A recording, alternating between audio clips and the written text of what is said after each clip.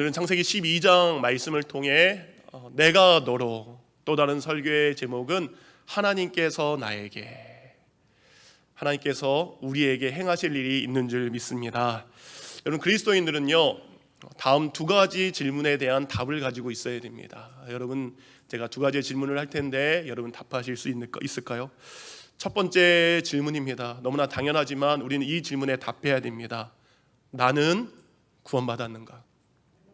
나는 구원받았는가? 곧 하나님의 부르심에 관한 질문입니다. 나는 하나님의 부르심을 받아 나는 구원받았습니다.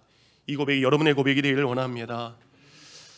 하나님께서 예수님을 이 땅에 보내신 이유도, 예수님께서 우리에게 오신 이유도 우리를 하나님의 자녀로 부르시기 위해서 오셨기 때문입니다. 요한복음 1장 12절은 이렇게 말씀하고 있죠.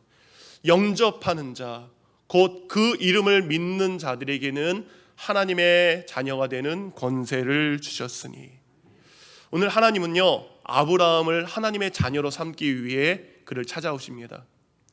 오늘 하나님은 아브라함을 자녀로 삼기 위해 그를 부르고 계십니다.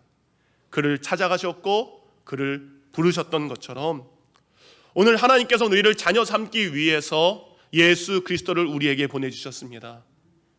여러분, 우리를 자녀 삼기 위해서 오신 예수님의 부름에 여러분은 응답하셨습니까?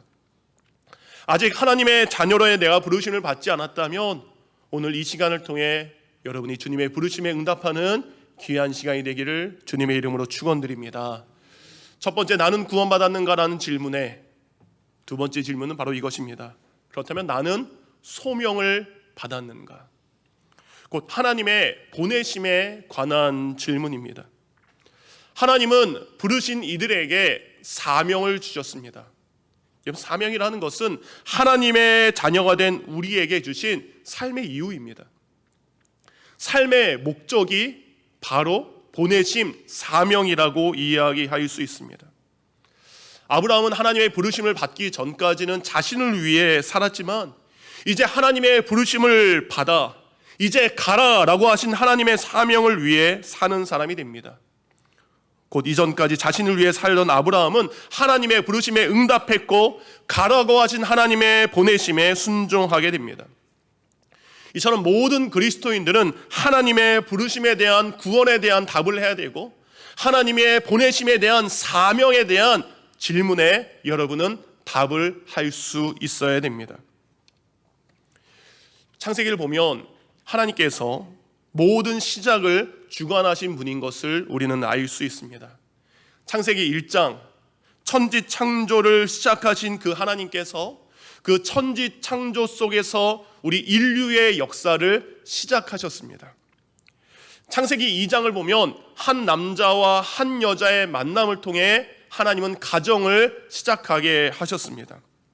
근데 창세기 3장을 보니까 자신이 하나님처럼 되려고 했던 이 아담과 하와의 죄를 용서하신 다음에 그들이 다시 믿음으로 시작할 수 있도록 하나님은 그들에게 가죽옷을 입혀서 새로운 출발을 하게 하셨습니다. 창세기 4장에 보면 형 가인이 동생 아벨을 죽이게 됩니다. 그렇지만 하나님께서는 또 다른 출생, 셋의 태어남을 통해 아름다운 아담의 계보의 믿음의 계보를 이어가게 하셨습니다.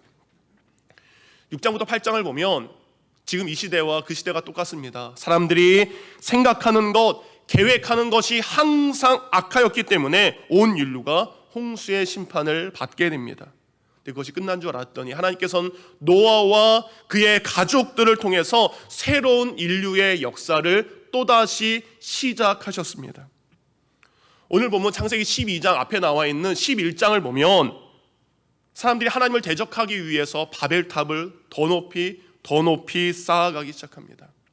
그런 교만을 하나님께서는 언어를 통해서 사람을 흩으십니다. 그런데 흩어진 인간이 이제는 아무것도 할 수 없는 줄 알았는데 이제 창세기 12장은 아브라함이란 한 사람을 선택해서 믿음의 조상으로서 그의 삶이 시작된 것을 보여주고 계십니다. 우리는 여기서 놀라운 비밀을 발견해야 됩니다. 사랑하는 성도님들, 하나님 우리를 포기하지 않으십니다. 하나님 우리를 내버려 두지 않으십니다. 하나님은 우리가 다시 시작할 수 있도록, 우리의 인생이 다시 시작할 수 있도록 계속해서 돕는 하나님이심을 여러분이 믿으시기 바랍니다. 오늘 본문을 보면 아브라함의 인생은 이전과 전혀 다른 새로운 인생을 살게 됩니다. 이전까지 아브라함의 직업은요, 세상의 헛된 우상 조각가였어요. 우상을 만들어서 그것을 파는 사람이었는데, 이제 그의 인생이 바로 하나님을 믿는 이스라엘 백성의 조상으로 그의 인생이 변화되었습니다. 이전까지 아브라함에게는 여러분 소망이 없었습니다. 그런데 그가 이제 꿈을 꾸기 시작합니다. 그가 소망을 품는 새로운 인생으로 변화되었습니다. 이전까지는요, 아브라함이 자기 혼자 인생 살기도 버거운 사람이었어요. 그런데 오늘 하나님의 부르심과 하나님의 보내심으로 말미암아 이제 아브라함은 다른 사람을 위한 복의 통로로 그의 인생이 새롭게 사용되었습니다. 여러분, 성경에 기록된 성경 인물들의 인생은 바로 우리의 인생을 이야기합니다. 오늘 말씀을 통해 여러분의 인생도 그 하나님의 부르심과 그 하나님의 보내심으로 말미암아 여러분의 인생이 믿음으로 새로 시작되기를 원합니다. 하루 삽니다. 또 내일 하루를 살 거예요. 내 삶에 목적이 없습니다. 아침에 눈을 뜨는데 삶의 이유를 알지 못하는 분들이 오늘 말씀을 통해 삶의 이유와 목적을 발견하시기 바랍니다. 늘 자신을 보면 불평과 열등감이 가득한 분들이 있습니다. 난 왜 맨날 이러지? 우리 집은 왜 맨날 이러지? 그런 분들이 이제 나도 누군가를 도울 수 있는 사람이구나 라는 인생으로 여러분의 인생이 오늘 말씀을 통해 변화되기를 원합니다. 여러분, 아브라함 인생이 그랬어요. 근데 아브라함의 인생이 이렇게 새롭게 시작할 수 있었던 것은 내가 너에게라는 것입니다. 아브라함이 아브라함의 인생을 바꾼 것이 아니라 하나님께서 아브라함의 인생을 변화시켜 주신 것입니다. 그가 이렇게 변화될 수 있었던 것은 그 하나님의 부르심과 하나님의 보내심에 그런 두 가지로 응답했기에 그의 인생이 새롭게 변화되었습니다. 오늘 예배드리는 여러분들도 하나님이 부르십니다. 그리고 하나님이 여러분에게 보내시는 줄 믿습니다. 그것에 응답하시는 말미암아 여러분의 인생이 새로워지기를 주님의 이름으로 축원드립니다. 그렇다면 아브라함이 어떻게 부르심과 보내심에 응답했기에 새로운 인생을 살게 되었나? 그 첫 번째를 보도록 하겠습니다. 그가 변화된 이유입니다. 하나님께서 내게, 곧 하나님께서 아브라함에게 말씀하신 약속을 믿었기에 새로운 인생을 살게 되었습니다. 우리 다 같이 읽겠습니다. 시작. 하나님께서 내게 말씀하신 약속을 믿었기에 새로운 인생을 살게 되었습니다. 오늘 본문과 똑같은 내용이 히브리서 11장 8절에 이렇게 기록되어 있습니다. 우리 아까 성가대가 믿음으로라고 찬양했는데 여기 믿음이 나옵니다. 믿음으로 아브라함은 부르심을 받았을 때에 순종하여 장래 유업으로 받을 땅에 나아갈새 갈 바를 알지 못하고 나아갔으며. 히브리서 11장을 보니까 어느 날 하나님께서 아브라함을 부르십니다. 그런데 아브라함에게 어디로 가라라고 이야기하는데 어느 곳으로 가야 되는지 어떤 땅으로 가야 되는지 몰랐지만 그가 믿음으로 떠났다라고 기록합니다. 오늘 보면 12장 1절도 같은 내용이 이렇게 적혀 있습니다. 여호와께서 아브라함에게 이르시되 너는 너의 고향과 친척과 아버지의 집을 떠나 내가 내게 보여줄 땅으로 가라. 보여준 땅이 아닙니다. 너 여기로 가. 그게 아닙니다. 내가 너에게 앞으로 보여줄 그 땅으로 가라라고 이야기합니다. 어디로 가야 될지 몰랐지만 오늘 아브라함은 약속을 믿고 가는 인생을 선택하게 됩니다. 그래서 여러분, 아브라함을 우리는 믿음의 조상이라고 이야기합니다. 그래서 아브라함이 자신에게 말씀하신 하나님의 약속을 믿고 갔던 그의 인생이 대단한 인생이고, 아브라함은 정말로 엄청난 믿음을 소유한 사람이다 라고 생각할 수 있습니다. 그래서 우리는 그런 아브라함의 믿음을 너무너무 부러워합니다. 어떻게 어느 날 갑자기 나타나신 하나님의 약속을 믿고 떠날 수 있을까? 어떻게 그럴 수 있을까? 여러분, 실은 아브라함은 그렇게 대단한 믿음을 가진 사람이 아니었습니다. 아브라함은 위대한 믿음의 조상이 될 만한 것이 그에게 처음에는 없었습니다. 그도 우리와 똑같은 사람입니다. 그렇다면 어떻게 아브라함이 고향을 떠날 수 있을까?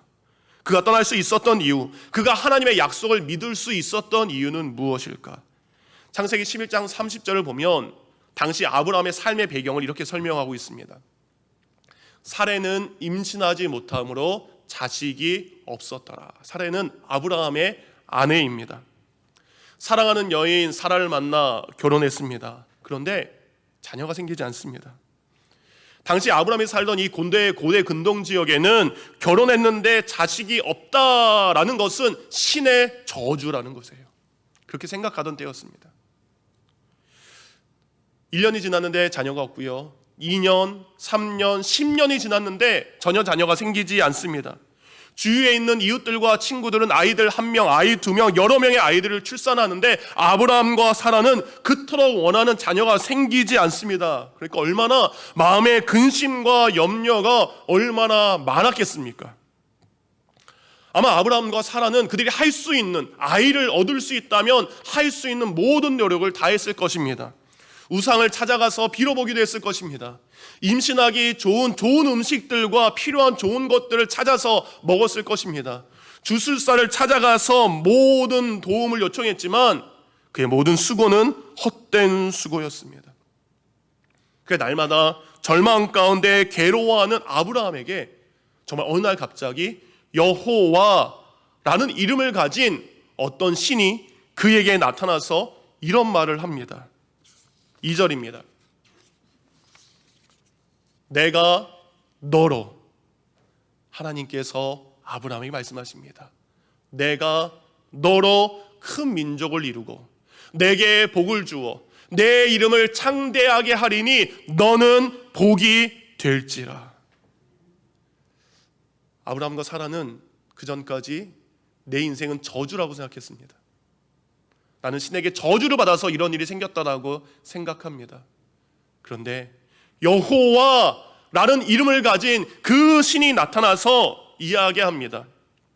한 명의 자녀가 아니라 너를 통해 큰 민족을 이루게 하겠다라는 약속을 듣게 된 것입니다. 그토록 기다렸던 자녀를 여호와라는 이름을 가진 신이 준다라고 약속하고 있습니다. 여러분, 그 약속을 아브라함이 붙잡겠습니까? 안 붙잡겠습니까? 여러분이라면 어떻게 하시겠습니까? 붙잡을 수밖에 없죠. 여러분, 하나님의 자녀에 대한 약속이 없었으면 아브라함은요, 본토 친척 아버지의 집을 떠나지 않았을 것입니다. 그냥 고향에서 아버지 데라처럼 평생 우상의 조각을 만들면서 그렇게 살아가는 인생이었을 것입니다. 그런데 그의 인생 가운데 생기지 않았던 그 자녀에 대한 문제가 지금까지는 고난이었지만 오히려 그 일을 통해서 하나님을 만나는 축복의 계기로 바뀌게 된 것을 우리는 알 수 있습니다. 여러분 어떻게 예수님 믿었고요? 왜 예수님 믿게 되었습니까? 사람들은 거창한 이유를 얘기하죠. 내가 이 시대를 변화시키는 그리스도인이 되기 위해, 내가 땅끝까지 가서 복음을 전하기 위해 그리스도인이 되겠습니다 라고 믿기 시작한 사람은 별로 없습니다. 처음에는 그렇게 믿지 않습니다. 처음부터 거창하고 위대한 꿈을 가지고 여러분 믿음 시작하셨습니까? 저도 아닙니다. 제가 교회를 간 이유, 제가 교회 가서 예수님을 믿었던 이유는 작은 소망 하나입니다. 하나님, 저도 다른 친구들처럼 행복하게 살고 싶어요. 하나님, 저도 다른 집들처럼 평범한 가정 속에서 살고 싶어요 라는 그 소망 때문에, 제 소망 때문에 교회를 찾아간 것입니다. 여러분, 저처럼 여러분들도 여러분 각자 가지고 있는 작은 소망 때문에 아니면 크고 작은 문제 때문에 믿음을 시작하지 않으셨습니까? 하나님 때문에 믿음 생활하지 않았어요. 나 때문에 믿음 생활 시작한 것입니다. 아브라함도 마찬가지입니다. 지금까지 아브라함의 인생 가운데 이런 약속을 준 사람이 없습니다. 아브라함의 삶에 이런 도움을 준 사람이 그는 없습니다. 모든 사람이 아브라함 부부를 향해 신의 저주를 받았다라고 이야기합니다.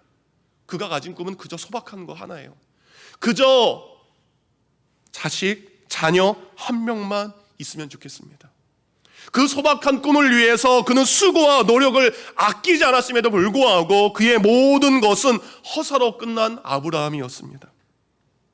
더 이상 아무것도 할 수 없는 절망 속에서 하나님이 그에게 나타나셔서 그에게 기다리고 기다리던 자녀를 준다라고 하는데, 여러분, 그것을 의지하지 않을 사람이 어디 있겠습니까? 그렇게 하나님은 아브라함을 찾아가셔서 아브라함을 도와주고 계십니다. 처음에 읽은 히브리서 11장 8절은 이렇게 되어 있습니다. 믿음으로 아브라함은 부르심을 받았을 때에, 이 부름이 뭡니까? 내가 너에게 자녀를 줄게.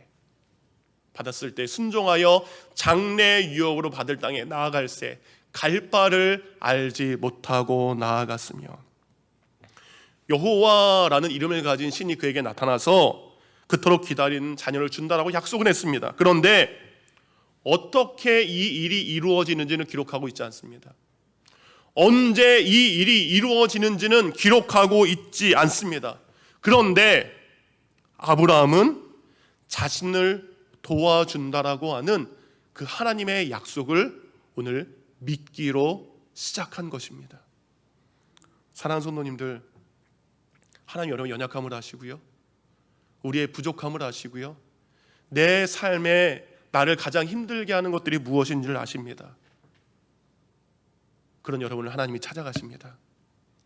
하나님 여러분을 찾아가신 이유는 여러분을 도와주기 위해서입니다. 긍휼과 사랑이 많으신 하나님이 약속하십니다. 내가 너를 도와주리라. 여러분, 인생은요 B2D 사이의 C, 선택이라고 했습니다. 삶과 죽음 사이에서 무엇을 선택하냐에 따라서 인생의 방향이 달라지게 됩니다. 오늘 아브라함은 자신에게 나타나신 그 하나님의 약속의 말씀을 믿기로 선택한 것입니다. 사랑하는 성도님들, 여러분 삶에 존재하는 크고 작은 소망들, 감당할 수 없는 인생의 수많은 절망 속에서 하나님이 여러분들을 도와주신다라고 약속하셨습니다. 여러분을 도와준다고 약속하신 그 하나님을 선택하시고 그분에게 여러분의 인생을 맡기시기 바랍니다. 그러면 하나님이 여러분을 도와주십니다. 이사야 41장 10절은 이렇게 우리에게 하나님의 약속의 말씀을 증거하고 있습니다. 함께 읽겠습니다. 시작.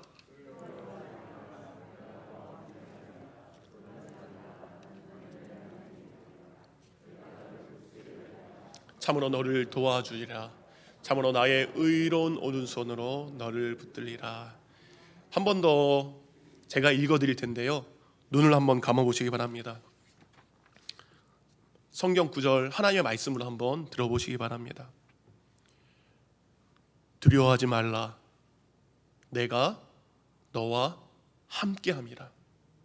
그 일 때문에 놀라지 말라. 나는 너의 하나님이 됨이라. 내가 너를 굳세게 하리라. 참으로 너를 도와주리라. 참으로 나의 의로운 오른손으로 너를 붙들리라. 아멘. 사랑하는 성도님들, 도와주신다라는 이 하나님의 약속의 말씀을 믿으시기 바랍니다. 하나님이 나의 하나님이 되셔서 도와주신다라고 약속하셨습니다. 여러분, 믿음은요 얼마나 많은 것을 아느냐가 아닙니다. 믿음은 아는 것이 아닙니다. 믿음은 약속을 믿고 그 약속을 붙잡고 살아가는 것, 이것이 믿음입니다. 처음에 말씀드린 대로 솔직히 아브라함의 믿음은 자신의 필요를 채우기 위한 믿음이었습니다. 우리도 마찬가지죠. 내게 도움이 필요해서 내가 있어야 될 것이 있어서 하나님을 찾은 믿음이었지만 하나님은 그것조차도 귀하게 여기십니다. 이기적으로 생각할 수 있습니다. 그런데 하나님 나를 도와주세요 라는 그 간절한 부름 앞에 하나님은 여러분에게 동일한 은혜를 주실 줄 믿습니다. 지금까지 우리를 돕고 그리고 지금도 우리를 도우시기를 원하시는 그분의 약속을 여러분이 믿을 때 여러분이 새로운 인생을 살게 될 줄 믿습니다. 두 번째, 아브라함의 인생이 새롭게 변화될 수 있었던 것은 하나님께서 아브라함에게 약속하신 말씀에 순종했기 때문입니다.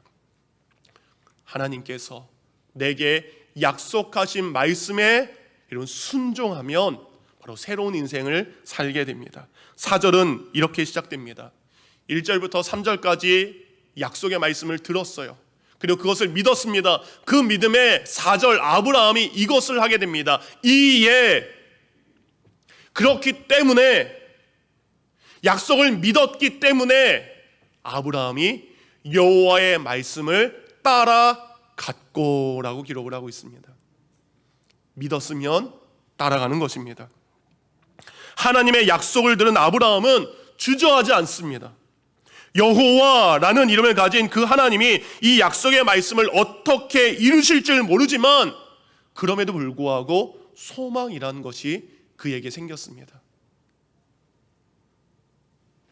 자식 한 명이 아니라 자식을 통해서 큰 민족을 이루고 그 자신의 민족이 복이 된다라는 하나님의 약속의 말씀을 그가 믿었기에 그는 주저하지 않고 순종하여 그 길을 떠나게 되는 것입니다.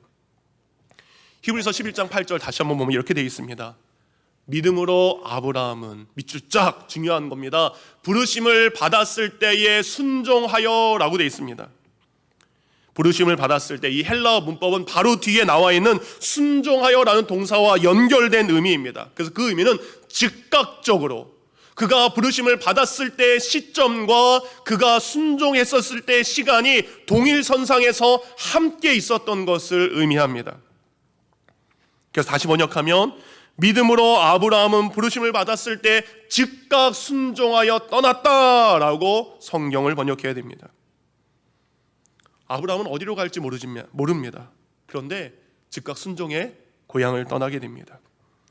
여러분, 아브라함에게는요 어디로 가느냐가 중요하지 않습니다. 우리 인생은 어디로 가느냐를 중요하게 생각을 하는데 하나님께서 아브라함에게 주신 약속은 어디로 가느냐가 중요하지 않습니다. 아브라함에게 제일 중요한 건 지금 뭐예요? 하나님께서 자신에게 주실 그 자녀, 그 자녀만 주실 수 있다면 그는 어디 곳에서 살든지 그는 삶의 자리가 문제가 되지 않는다라는 것입니다. 아브라함은 믿었고 순종했습니다. 그리고 하나님께서 자신에게 복을 주신다라는 것을 알았습니다. 그런데 진짜 이것이 어떤 의미인지는 자세히 몰랐습니다. 자신에게 태어날 자손들을 통해 얼마나 놀라운 복이 일어날지 아브라함은 당시에 몰랐습니다. 아브라함이 여러분 수천 년이 지난 후에 자신의 자손을 통해 온 인류를 구원할 메시아 그리스도가 태어날 줄 그가 어떻게 알았겠습니까? 하나님의 계획하심과 하나님의 일하심을 그는 전혀 몰랐습니다. 하지만 하나님은 자신의 약속을 믿고 있는 아브라함, 자신의 약속을 믿고 순종하는 아브라함을 통해서 아브라함 그는 꿈도 꾸지 못할 놀라운 복을 그에게 베풀어 주고 계십니다. 사랑하는 성도님들, 하나님 여러분에게 말씀하십니다. 성경을 통해 말씀하시고 설교를 통해 말씀하시고 때로는 찬송과 가사를 통해 말씀하시고 기도를 통해 말씀하십니다. 하나님이 여러분에게 말씀하신 그 약속의 말씀을 믿고 순종한다면 우리가 꿈도 꾸지 못할 일들이 우리에게 일어나게 되는 것입니다. 아브라함의 순종과 요셉의 순종과 모세와 다윗의 순종과 예수 그리스도의 순종을 통해 하나님은 위대한 일을, 하나님은 놀라운 일들을, 바로 복된 일들을 이루신 줄 믿으시기 바랍니다. 근데 하나님의 말씀에 순종하는 것은 쉽지 않습니다. 순종이 쉽지 않습니다. 순종이 쉽지 않은 이유는 바로 희생과 자기 부인이 있어야 되기 때문입니다.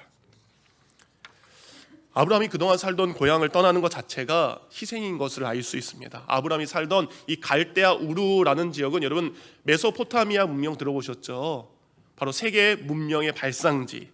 당시 고대 근동에서 가장 부유하고 가장 문명이 발달한 그 지역에, 그곳에 아브라함이 오늘 살고 있는 것입니다.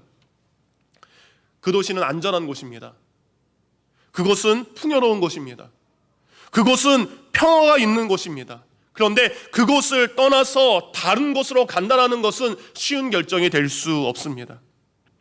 아브라함 당시에 먼 거리로 이동한다는 것은 매우 위험한 일입니다. 왜냐하면 곳곳에 도둑과 강도들이 기다리고 있기 때문에 모든 것을 빼앗길 수 있고 목숨까지도 빼앗길 수 있는 일들이 당연하게 일어난 때가 바로 그때였습니다. 더군다나 여러분, 아브라함은 갈 바를 알지 못한다 그랬어요. 목적지가 어딘지 몰라요. 근데 혼자 가는 게 아닙니다. 오늘 성경을 보니까 그의 모든 가족을 데리고 함께 가는 것입니다. 자신의 모든 그동안 모았던 수고를 한꺼번에 잃어버릴 수도 있습니다. 가다가 안타깝게 생명을 잃을 수도 있습니다. 그래서 그만큼 순종이라는 것은, 희생의 순종은 너무나 어려운 것입니다. 또 아브라함은 이런 순종도 해야 됩니다. 히브리서 11장 9절에 이렇게 되어 있습니다. 믿음으로 그가 이방의 땅에 있는 것 같이 약속의 땅에 거류하여 동일한 약속을 유업으로 함께 받은 이삭 및 야곱과 더불어 장막에 거하였으니 라고 되어 있습니다. 히브리서를 보면 아브라함이 약속의 땅에 들어가기 위해서 떠난 그날부터 약속의 땅에 들어와서도 그가 죽을 때까지 어디에 거하고 살았습니까? 텐트, 장막, 천막 치고 살았던 것을 알 수 있습니다. 장막에 거하였다라는 것은 그가 나그네처럼 살았다라는 것을 의미합니다. 이전에 그는 갈대아 우르에서 집에서 살았어요. 편안한 집에서, 안락한 곳에서 살던 아브라함이 하나님의 약속의 말씀을 믿고 순종하는 것 때문에 그는 나그네의 인생을 시작하게 되었습니다. 근데 나그네의 인생을 선택할 수밖에 없었던 것은 무엇입니까? 자녀를 주신다라고 했던 하나님의 약속이 있기 때문입니다. 내가 자녀를 얻을 수만 있다면 어떤 희생도 감수하겠습니다. 그의 희생은 그래서 자녀를 소망하는 행복한 희생이었던 것을 알 수 있습니다. 그렇게 그는 길을 떠났습니다. 5절 그의 인생의 여정을 이렇게 기록하고 있습니다. 가나안 땅으로 가려고 떠났습니다. 마침내 가나안 땅에 들어갔더라. 참 짧은 기록이에요. 여러분, 아브라함이 살던 곳에서 지금 하나님께서 가라고 한 그곳까지의 거리는 900km 정도 되고요, 560마일 정도 되는 거리입니다. 떠났다, 들어갔다라고 설명하기에는 너무 짧은 문장입니다. 그런데 이 짧은 문장에는 아브라함이 걸어야 했던 그 긴 여정을 포함하고 있습니다. 아침에 일어나서 텐트를 접어야 돼요. 저녁에 어딘가에 머물러 다시 텐트를 펼쳐야 될 수고가 그에게 있었습니다. 때로는 강도와 도둑의 위험에 그는 긴장했던 날들이 그 안에 포함되어 있습니다. 매일 불편한 잠자리에 누워 정말 그 하나님이라는 분의 약속이 이루어질까 잠 못 들었던 수많은 고민의 날들이 그 한 문장에 포함되어 있습니다. 비록 짧은 한 줄이지만 아브라함이 걸어야 했던 순종의 여정이 얼마나 길었는지 우리는 알 수 있습니다. 여러분, 약속을 믿고 순종하는 건 한 번으로 되는 게 아닙니다. 날마다 아브라함이 순종의 여정을 매일매일 걸어서 마침내 약속의 땅에 도착했던 것처럼 하나님께서 여러분에게 주신 그 약속의 말씀을 매일매일 순종할 때 우리의 인생이 변화되는 것입니다. 근데 놀라운 일이 일어나기 시작합니다. 아브라함이 이 힘든 여정, 이 순종의 여정 가운데 아브라함은 그를 부르신 여호와 하나님이 어떤 분인지 조금씩 알아가기 시작합니다. 내일 아침 어디로 가야 되는지 누구에게 묻습니까? 여호와라는 이름을 가진 신을 묻습니다. 하나님, 여호와시여, 내가 내일 어디로 가야 됩니까? 해가 뉘엿뉘엿 저물어가는 저녁, 아브라함은 다시 하나님을 찾고 하나님께 물어볼 수밖에 없습니다. 제가 어느 곳에 머물러 있어야 됩니까? 아브라함의 매일매일의 하루의 삶에 가장 많은 시간은 하나님께 묻고 하나님께 듣고 하나님께 순종하는 시간이 그의 광야의 시간 가운데 날마다 반복되었던 삶의 모습입니다. 이렇게 날마다 하나님과 교제하고 하나님과 만났던 아브라함이 여러분 별명을 얻게 됩니다. 여러분 어떤 별명을 얻기를 원하십니까? 아브라함은 야고보서 2장 23절을 보니까 이런 애칭, 이런 별명을 얻게 됩니다. 이에 성경에 이른바 아브라함이 하나님을 믿으니 이것을 그의 의로 여기셨다는 말씀이 이루어졌고 그는 하나님의 벗이라 칭함을 받았나니. 아브라함은요 날마다 하나님과 교제하며 이런 별명을 얻습니다. 아브라함은 나의 친구야. 하나님이 아브라함의 친구가 되어 주신 것입니다. 이런 칭찬을 그가 받을 수 있었던 것은 그 약속의 말씀에 순종했기 때문입니다. 고향을 떠난 아브라함, 그동안 정들었던 친구들을 모두 잃게 되는 겁니다. 그동안 정들었던 가족과 친척들을 다 떠나보내야 되는 것이 그의 부르심과 떠남의 여정이었습니다. 그러다 어느 날 그가 한밤중에 빛나는 사막의 무수한 별들을 보며 하나님과 대화할 때 하나님이 그의 귀에다가 이렇게 이야기했을 것 같아요. 내가 너의 친구가 되어줄게. 아브라함은 그때 외롭지 않았을 것입니다. 고향을 떠날 때 안락하고 편안한 집을 포기하며 광야에서 날마다 추운 한기 가운데 아침에 깨었을 때 떠오르는 아침의 태양빛을 바라보며 기도하는 그 순간 하나님은 아브라함에게 또다시 이야기합니다. 내가 너의 친구야. 그 하나님의 음성을 듣는 순간 그는 외롭지 않고 친구 되신 그 하나님과 오늘도 동행하며 살아가게 되었습니다. 이렇게 여러분 아브라함은 조금씩 믿음의 조상이 되어가고 있는 것입니다. 그가 한 번에 믿음의 조상이 된 것이 아닙니다. 그렇게 광야에서 하나님은 그를 믿음의 조상으로 만들어 가고 계십니다. 말씀을 마칩니다. 히브리서 11장 10절은 이렇게 아브라함의 마지막 고백을 이렇게 쓰고 있습니다. 이는 그가 아브라함이 하나님이 계획하시고 지으실 터가 있는 성을 바랐음이라 라고 되어 있습니다. 처음에는 그토록 원했던 자녀를 얻기 위한 순종이었습니다. 그런데 지금 아브라함의 순종은 하나님을 바라보며 곧 하나님의 나라를 바라보며 살아가는 순종으로 그의 인생이 바뀌게 됩니다.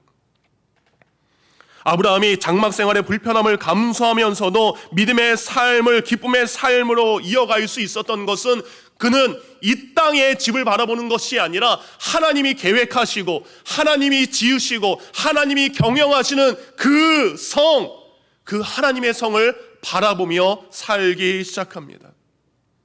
한글 성경에는 성이라고 되어 있지만 원래 원문에는 정관사 더가 있습니다. 바로 그 성을 바라보았다라고 성경은 기록하고 있습니다. 지금 아브라함이 바라보는 그 유일한 성, 특별한 성은 하나님이 계획하시고 세우신 하나님의 나라인 것을 알 수 있습니다. 유명한 어거스틴은 바로 이 본문에서 영감을 얻어서 하나님의 도성이라는 책을 기록하게 됩니다. 처음에 아브라함은 자신이 원하는 것을 얻기 위한 선택을 했습니다. 자신이 원하는 것을 얻기 위해서 하나님의 말씀에 순종했습니다. 그런데 지금 아브라함은 하나님의 나라를 꿈꾸며 하나님의 나라를 바라보며 살아가는 사람으로 그의 인생이 바뀌게 되었습니다. 최초의 청교도 중에 한 사람이었던 존 브래드포드가 죽음 앞에 놓이게 되어 그 가장 사랑하는 친구에게 이런 편지를 마지막으로 써서 보냈다라고 합니다. 내 비록 여기에 부족함이 많으나 거기에는 풍요함이 있을 것이네.